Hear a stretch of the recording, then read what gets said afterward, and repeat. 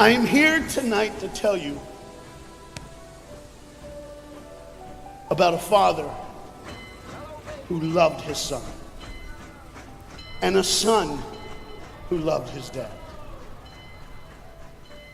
The way this story is going to unfold for you is a little bit different because I want to bring it to now. You see, a dad would go home and he would go by the school, and every now and then he would pick up his son and say, "Son, why don't you go to work with me?" The boy loved that. And when his dad would just come and pick him up, he was the happiest boy ever. He knew that he would get to spend the afternoon with his father at work, and he would get his coat and they would walk, and he would bring hot chocolate for his son, for it's really cold, and they would go through. But this boy was different. This boy would see things. This boy wasn't normal. And when they were walking one afternoon going to where dad worked, this boy would notice things that other people wouldn't notice. He see things other people wouldn't see. He sees a man in a bathrobe in the middle of the street who's yelling at a second-story window. He sees a woman who's very angry at him and doesn't really want to hear what he says. This boy, as the rest of the world hustles by, he slows down. He sees the hurt and the pain. He sees the anguish and the sorrow. He sees the window close and a desperate man trying to get his work out. What he did doesn't matter. That he hurting is all that matters. And this boy would see these things. His father rushes and gets him by the hand and says, "Let's go, we'll be late." He would stop and look one more time. Can I stop his pain? Can I stop her hurt?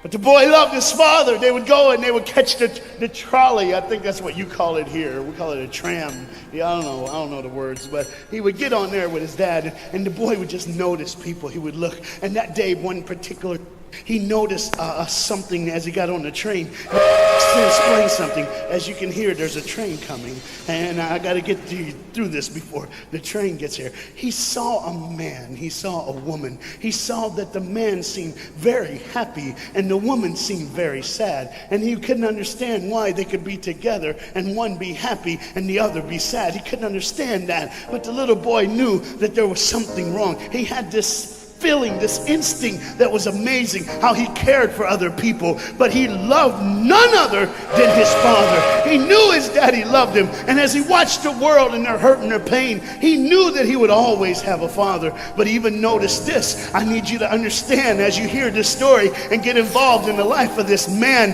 and his son, I need you to notice that there's no mom. As they walked through the woods, the boy would say to his father, "Dad, what will I do when I grow up? What will I get to do? Will I get a cool job like yours? How will I work?" He said, "I don't know, but I want to change the world. I want to do something great. I want to do something wonderful. I want to help people. I want to do something that could change the lives of anyone. I just want to be that great. I just want to do something good." And as he walked with his dad would say, "Son, you will be great. You will be awesome. You will change the world. Your life is going to be incredible." There was a train coming. There's always a train coming. The train is called life. We're all on the train of life, just riding. Whether we realize the truth or not, whether we realize what's happening or not, we're all on that same train tonight. Only God has saw it fit for us to be in the same room, in the same car, for such a time as this. When they get to the edge of the train track, he could see where his father worked. You see the bridge? That's what his dad did. You see, the bridge was very, very important. Boats needed to come to the harbor to get off their goods so they could make money. But trains were coming with people going from one town to the next. Not many cars in Europe, so they couldn't use a lot of that. So many people, not enough roads, so everybody used that train to get from the town to town to get to work and to get home. And one day the train was coming by. What you have to understand is that boy loved going to work with his dad. He would stay right by the river's edge, and he would do what he loved to do the most. Let me explain that. He loved to fish. Anybody like to fish here? All the guys go, The dad looks at his boy and he says, "Son, now remember the rules. You got to stay right here because I can see you from the window right here. Don't get out of the sight of this window because you got to stay there so I know you're safe. Catch you something good to eat." But as you can hear, the train's coming. The father's job was cool. I wasn't a preacher, I wouldn't mind doing that. Get to work. Get grease on you. Even if you didn't have to, you just squirt it on you like you feel like you did something. That's what I would do. There was a boat coming in the harbor. Timing is very essential. I'll go ahead and give you the key. The key is this. There's always a light. Everybody say light. Say it again. One more time. There's a light that the train conductor needs to see. If that light is green, he can go. If it's red, he must stop. You see, God has given us road signs in our life that we must read. Lines that tell us to go and lines that tell us to stop. Whether we read those and believe them or not is up to us. That's why some of you have fallen and you cannot get up. But tonight, that's why I'm here.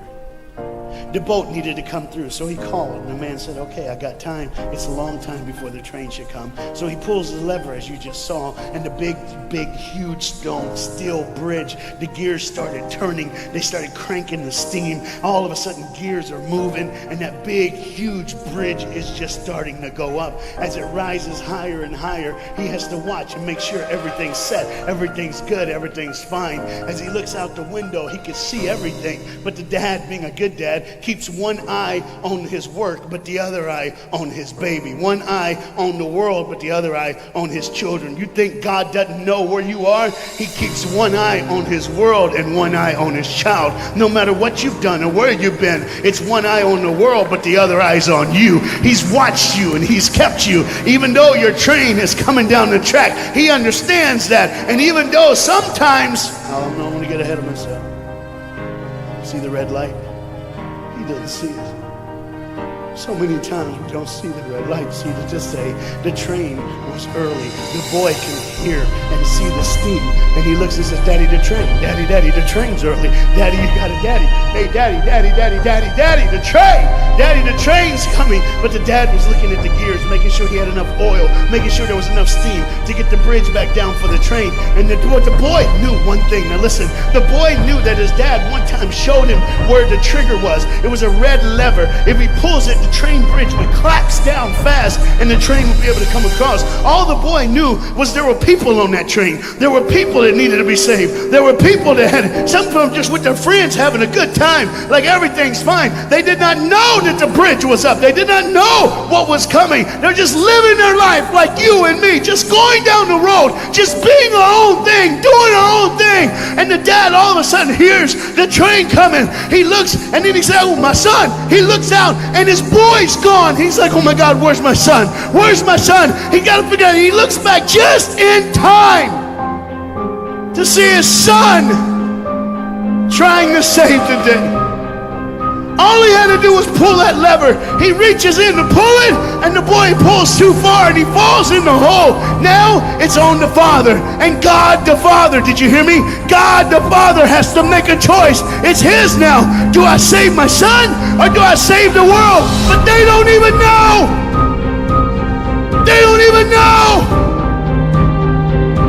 The greatest decision of his life. He could blame it on them not seeing the red light. He could blame it doesn't matter anymore.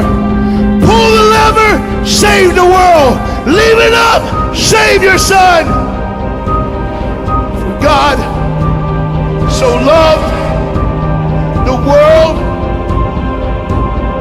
that he gave his only son.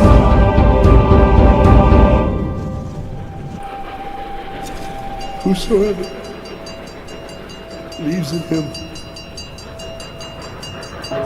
is perish. 3, 2,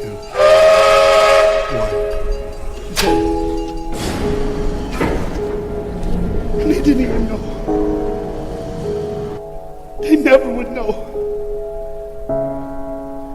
They didn't even know the train goes by. It's fine. Everything's cool. The bridge is down. Just like always. It's always going to be down. Are you hearing me tonight?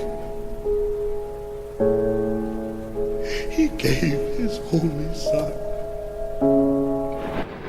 For God so loved the world that he gave. And you know what's amazing? I wonder what God did right when his son died on that cross. When he breathed his last breath, when he took that breath and he breathed and it was over, Here's what the Father would have looked like. They didn't even know, just trying to think of their life, just trying to figure out what they're going to do next. Just thinking about the person they're going to see, the people they're going to hang out with. Just trying to be, just loving, caring. Doesn't matter if you're blind. Doesn't matter if you're putting on a little more makeup, trying to look pretty for somebody, or just wearing another mask. It doesn't matter. God gave his son for you.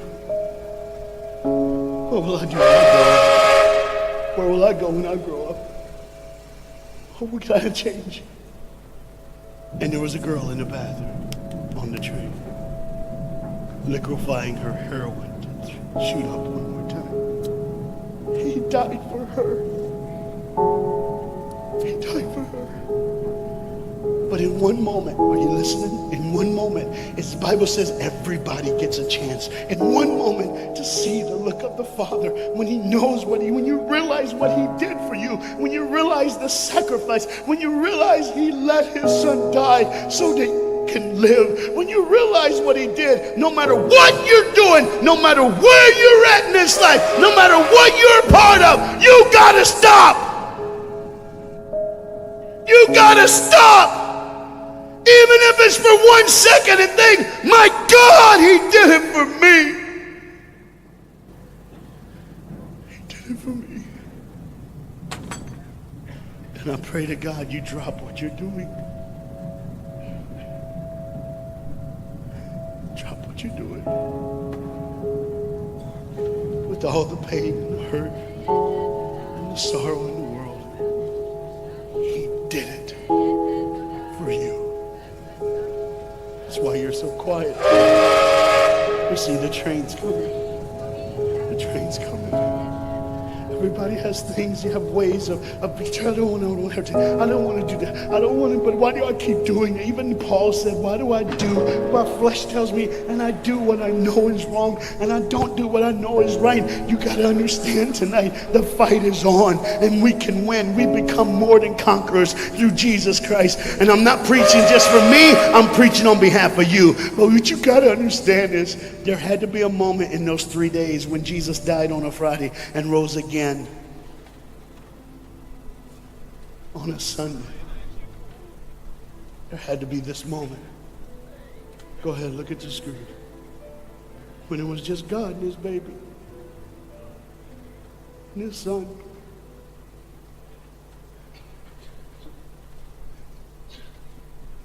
Every sin that's ever been committed in this earth is rolling through your mind right now. I'm here to tell you that as the sun sets in the afternoon, the sun will rise again. And when the sun rises again, you cannot change your past, but you can change your future.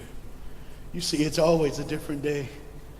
One day someone lives, the next day they die, the next day you wake up and you're still living. You're like, why am I going to live? Why does this have to be my turn? Why can't I?